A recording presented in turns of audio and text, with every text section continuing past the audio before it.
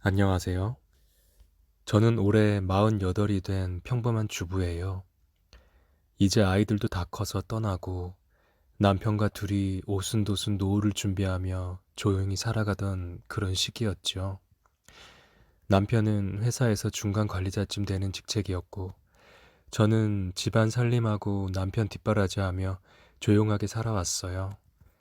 딸은 제주도로 시집가서 잘 살고 있고, 아들은 군에 입대해서 매일매일 편지를 기다리는 엄마에게 사랑한다는 말 한마디 안 주는 철없는 22살이에요. 처음엔 적적하더라고요. 가족이란 게 함께 살 땐 시끄럽고 귀찮아도 막상 혼자 남으면 그 소음이 그립다는 말이 괜히 있는 게 아니더라고요. 그래서 저는 하루하루 작게 행복을 찾으며 지냈어요. 화초에 물도 주고 홈쇼핑도 보며 조촐하게 간식도 사고 가끔은 동네 아주머니들과 수다도 떨고요. 그렇게 조용히 평화롭게 흘러가는 나날이었어요. 그 여자가 우리 집에 들어오기 전까지는요. 작년 여름이었어요. 유난히 무덥고 습한 날들이 계속되던 때였죠. 남편이 퇴근하고 들어오더니 대뜸 이런 말을 꺼내더라고요. 여보, 우리 집에 방 하나 남잖아. 잠깐 하숙 좀 시켜주면 안 될까? 딱 한 학기 끝날 때까지만. 누구를? 우리 회사 후배 딸인데 서울로 대학 붙었는데 통학이 너무 힘들다네. 여자애 혼자 고시원에서 지내는 것도 걱정되고 딸처럼 생각하고 도와주자. 그 말에 처음엔 반대했어요. 딸처럼 생각하는 사람을 왜 우리 집에 들여? 혹시 당신이 오지랖에 또 책임 못 질 말해가지고 우리 집에 얹히게 하는 거 아니야? 그랬더니 남편은 웃으며 말하더군요. 에이, 그런 거 아니고. 걔가 진짜 착하고 성실한 아이라 그래. 공부밖에 모른대. 밥도 자기가 해먹고 조용히 지낸대. 그렇게 얼떨결에 우리 집 작은 방에 들어온 아이. 그게 수진이라는 끔찍한 이름이에요. 사실 이름도 부르기 싫지만 사연을 전달드려야 하니 어쩔 수 없이 이름을 적게 되어 저도 손이 떨려요. 첫인상은 괜찮았어요. 갸름한 얼굴에 맑은 눈매, 단정한 차림, 인사성도 밝고 머리도 항상 가지런히 묶고 다녔어요. 방 청소도 깨끗이 하고 밤 늦게까지 조용히 책 읽는 모습에 저도 참 요즘 보기 드문 아이라고 생각했죠. 그 아이가 들어온 뒤 남편은 유난히 활기차졌어요. 아침엔 출근 준비하면서 수진이 방 앞에서 일부러 크게 기침도 하고 저녁이면 그의 좋아하는 반찬 뭐였는지 기억해내며 된장찌개보다 김치찌개 더 잘 먹더라. 이러고요. 어느 날은 제가 안방에서 TV 보는데 남편이 수진이 방 앞에서 이러는 거예요. 수진아, 아저씨가 좋아하는 아이스크림 사왔는데 같이 먹을래? 정말요? 와, 저 민트 초코 진짜 좋아하는데 어떻게 하셨어요? 그냥 네 얼굴 보면 민트 초코 좋아할 것 같더라고. 그 순간 소름이 조금 끼쳤어요. 후배 딸아이한테 하는 말치곤 계속 신경 쓰이는 그런 말들이었어요. 민트 초코는 특히 우리 딸이 좋아하던 거였거든요. 그날부터였어요. 저는 남편과 수진이를 계속 관찰하기 시작했어요. 예전에는 제가 먼저 잠자리에 들면 남편도 조용히 들어와 자리에 누웠는데 수진이가 들어오고 나서부터는 꼭 밤 12시가 넘어서야 들어오더라고요. 회사 일이 많아서 그래. 인수인계받는 후배들이 많거든.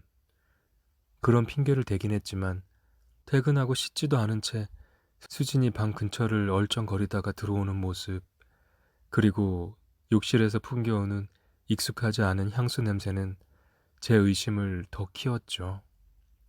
어느 날은 이런 일도 있었어요. 제가 집에 없을 줄 알았는지 남편이 낮에 집에 들렀다가 수진이 방으로 곧장 들어가더라고요. 저는 베란다 창문을 닫다가 그 모습을 보고 그대로 얼어붙었어요. 30분쯤 지나 방에서 함께 나오는 두 사람의 모습을 봤어요.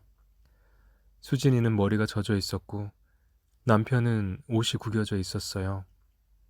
그날 저는 아무 말도 못하고 아니겠지, 아니겠지 혼자 되뇌었어요. 아니, 믿고 싶지 않았어요. 절대. 하지만 결정적인 사건이 일어나기까지 그리 오랜 시간이 걸리지 않았네요. 며칠 후 비가 퍼붓던 그날, 원래는 친구들과 저녁 약속이 있었는데 급하게 취소가 돼서 예상보다 빨리 집에 도착했거든요. 현관문을 열자 집 안이 유독 이상했어요. 거실 불은 꺼져 있고 바닥엔 물통이 쓰러져 있는데 물 흘린 자국은 안 보였어요. 대신 누군가 물 묻은 발로 걸어다닌 물기 자국이 희미하게 찍혀 있어서 그 발자국을 따라가 봤어요. 조심조심, 천천히 천천히. 그리고 어디선가 불빛이 새어나오고 있었고 대화하는 목소리도 들렸어요. 그 방은 제발 아니길 바랬던 그 아이의 방이었어요. 가까이 갈수록 안에서 들리는 소리가 점점 커졌어요. 그리고 거기엔 묘한 숨소리가 함께 들리고 있었어요. 가슴이 철렁했지만 발끝에 힘을 주고 조용히 문 앞까지 다가갔어요. 귀를 대자 안에서 이런 말이 들려왔어요. 오빠, 오늘은 진짜 위험해요. 걱정 마. 너 방엔 아줌마 안 들어와. 걔는 둔해서 눈치 못 챈다니까? 그리고 지금 들어올 시간도 아니야. 친구들하고 저녁 약속 있어서 늦게나 들어올걸?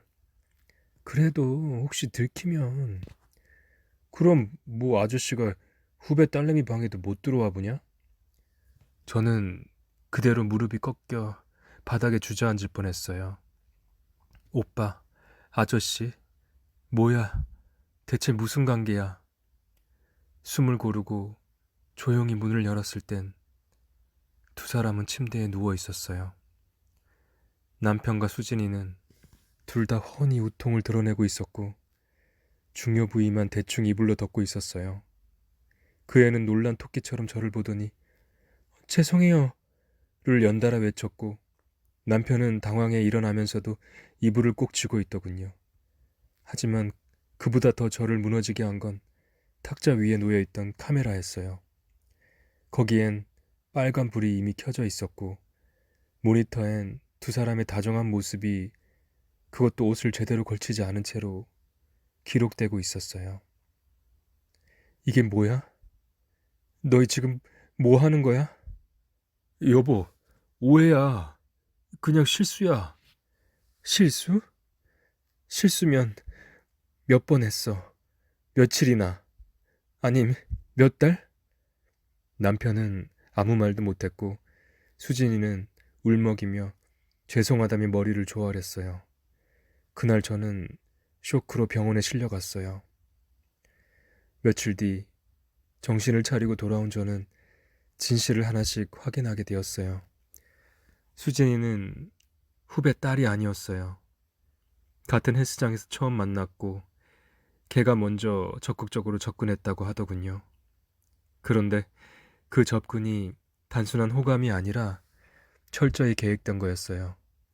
남편의 핸드폰에 남겨진 톡과 사진, 영상, 거기엔 수진이가 남편을 후원자라 부르며 대가성 만남을 이어간 정황이 고스란히 남아 있었어요. 이번에 월세 밀렸어요. 아저씨 없으면 저 진짜 죽어요. 내가 돈 충분히 주잖아. 그걸로 부족해? 그거 가지고는 택도 없어요. 사고 싶은 게 얼마나 많은데. 정말? 그럼 우리 집으로 들어와. 우리 집에 빈방 하나 있어. 정말요? 재밌겠는데요? 그게 우리 집으로 들어오게 된 시초였다고 생각하니 소름이 끼쳤어요. 그것 말고도 이번 여행 같이 가는 거죠? 아줌마한텐 출장 갔다고 해요. 영상 남기면 재밌을 것 같은데 우리 추억이 더 생기잖아요. 그런 소름 끼치는 글들이 대부분이었어요. 그 영상 중 일부는 너무나 노골적이었고, 심지어 제가 산 이불, 제가 접어놓은 잠옷 위에서 촬영된 것도 있었어요. 그 아이는 제 공간을 침범했고, 제 남편을 가지고 놀았고, 저를 조롱했어요. 남편은 눈물로 용서를 구했어요. 하지만 저는 그 어떤 말도 믿을 수가 없었어요. 여보, 나 진짜 미쳤었어. 내 감정이 아니었어.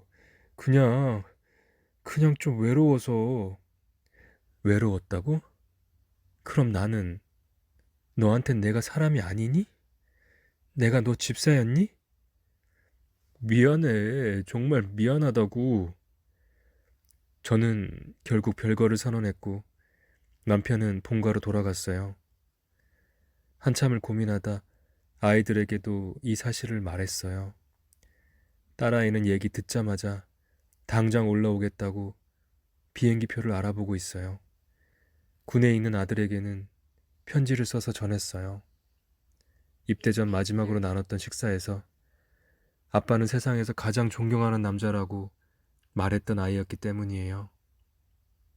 입이 떨어지지 않았어요. 하지만 언젠가는 다 알게 될 일이고 알려야 될 일이니까 망설이지 않았어요. 이혼은 아직 고민 중이에요. 친정 부모님께는 어디서부터 얘기를 꺼내야 할지도 모르겠고 충격 받으실까 아직 말도 못했어요. 정말 속상해 미치겠어요. 잊으려고 해도 그때 봤던 그 영상과 그 대화들은 제 가슴 속에서 계속해서 재생이 되네요. 사람들은 늘 말하죠. 설마 우리 집은 아니겠지. 그런 막장 드라마 같은 일은 남의 일일 뿐이야. 하지만 저도 그렇게 생각했어요. 그런데 그런 막장 같은 일은 생각보다 너무 쉽게 우리 집 문을 열고 들어오더라고요. 그게 딸처럼 지내게 해달라며 드린 하숙생이었을 줄은 정말 상상도 못했어요. 지금도 밤에 혼자 있을 땐 그 방문을 한 번씩 열어봅니다. 텅 빈 방, 조용한 침대, 아무것도 없는 서랍을 보며 스스로 다짐해요. 두 번 다시 제 울타리 안에 타인을 들이지 않겠다고요. 긴 이야기 들어주셔서 감사합니다. 저의 이 사연이 누군가에게 작은 경고가 되기를 바래요. 여러분의 집은 부디 평화롭길 바랍니다. 지금까지 제 사연 들어주셔서 감사합니다.